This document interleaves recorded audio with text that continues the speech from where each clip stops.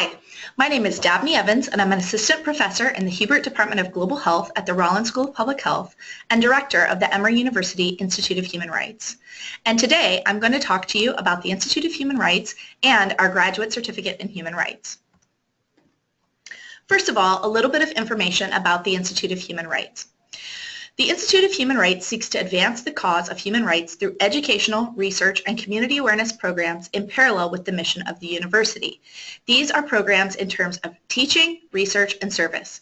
Today, I'm mainly going to focus on our Graduate Certificate program, which is one of our main teaching programs. Our institution is housed under the Office of the Provost.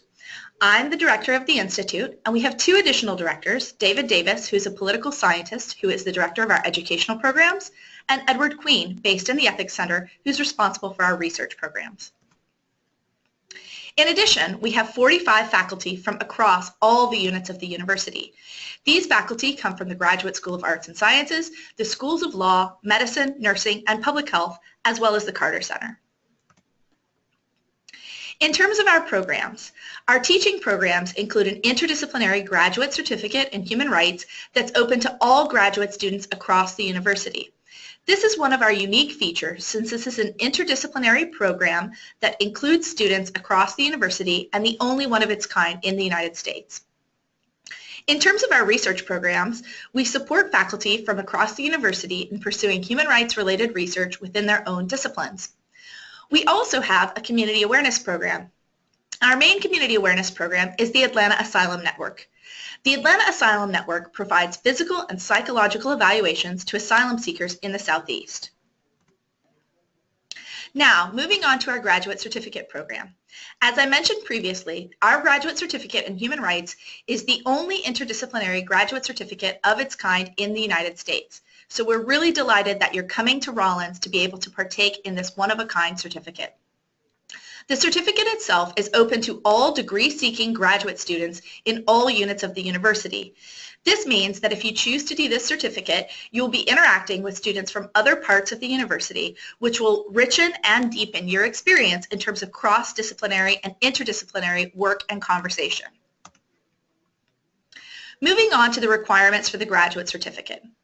There is one core required class. This is the only must-do part of the certificate. That class is called Interdisciplinary Perspectives in Human Rights, and it's cross-listed across 4 different units of the university. The cross-listings include Political Science 585, Law 819, Global Health 526, and Theology, or ES, 585. Most public health students will enroll via the Global Health cross-listing. However, if there's not space available in the Global Health listing, you can choose to enroll via one of the other unit listings. In addition to the core course, as a master's student, you will be required to take 2 additional courses. So master's or professional degree-seeking students take 2 additional courses or electives from a long list of electives that are available to you. And I'll tell you later on where you can find out more about those electives options. If you're a PhD student, you'll need to take 3 additional courses in order to meet your elective requirements for the certificate. And in addition to this coursework, all students that complete the Human Rights Certificate must also complete a Human Rights Practicum, and I'll talk more about that in just a second. In terms of our coursework, I've already discussed the core required coursework that's available to you. And I also mentioned how if you're a master's student, you'll need to take 2 additional courses, and if you're a PhD student, you'll need to take 3 additional courses. The courses that are available to you include all electives that we have pre-approved, and these include courses that are cross-listed across units of the university, including through the Graduate School of Arts and Sciences, the Schools of Law, Medicine, Nursing, Public Health, and Theology. Public health itself is interdisciplinary or multidisciplinary, and we encourage you to take courses outside of the School of Public Health as well as within the School of Public Health based on your own interests.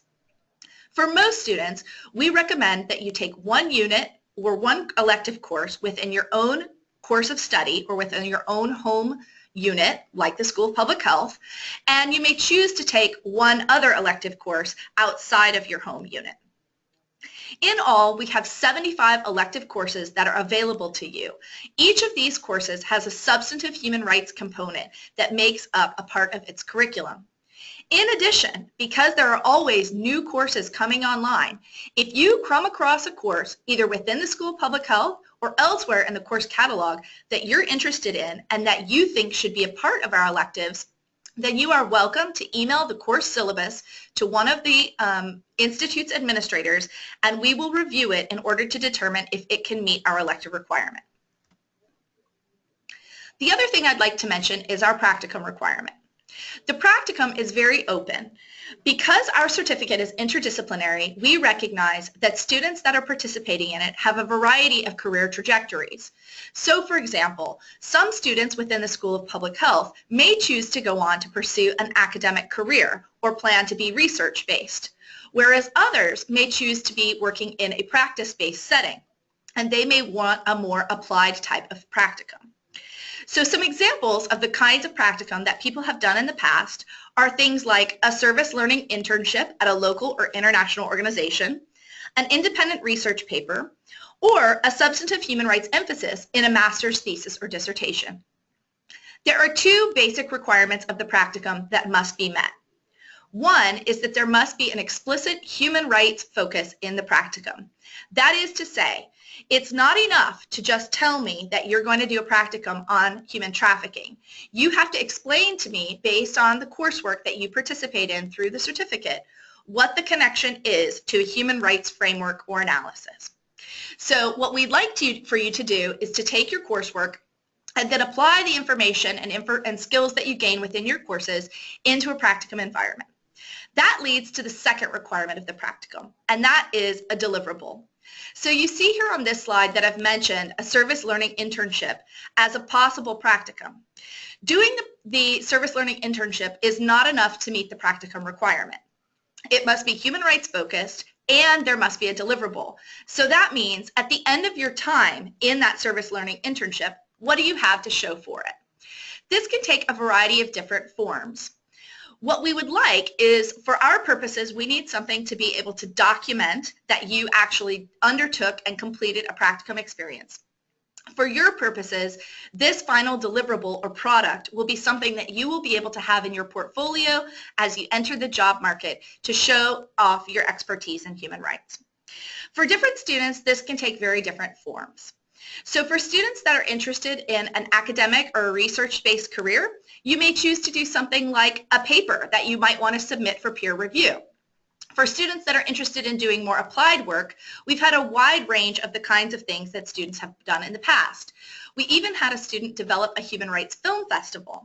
The deliverable in that case was a description of the process, so explaining to us who were the different stakeholders, who were the funders, what were the films, how were they selected, and so on. So these are a few examples of the kinds of things that you can do to meet the practicum requirement. The purpose of this is so that you can gain real practical experience and also have something in your own portfolio. This is really the capstone where you have the opportunity to bring together the skills that you gain in your coursework and put them into something that will set you on your path, hopefully applying human rights in your work moving forward. We encourage students to meet with one of our faculty before engaging in a practicum. So what I would encourage you to do is to complete our core course. I mentioned that course already, and it's typically offered in a fall semester. For most students that are incoming into a public health program, it's very difficult for them to take this core course in their first semester. That's okay. You still have your spring semester, and it's okay with us if you take an elective course during your first spring semester. Just make sure that you take the core required course in your second fall. That is a deal breaker. You have to take that course in order to be eligible for the certificate. For the practicum, you can also do the practicum at any time during your career. Now, this is different than the Rollins practicum requirement. The Rollins practicum requirement has an hourly threshold, and it also cannot be completed until after the first semester of your coursework is done. While we do generally recommend to students that they wait until they have some coursework under their belt, you do not have to take the core course before beginning work on your practicum. Many students will do their practicum over the summer between their first and second years. But again, because there's a lot of flexibility with the practicum, you can really do it at any time that you feel that you have the skills necessary to gain the experience that you hope to achieve. Thank you for joining in this webinar, and thank you for your interest in the Certificate in Human Rights. If you have any questions, feel free to send me an email to dabney.evans@emory.edu or call me at 404-727-3061.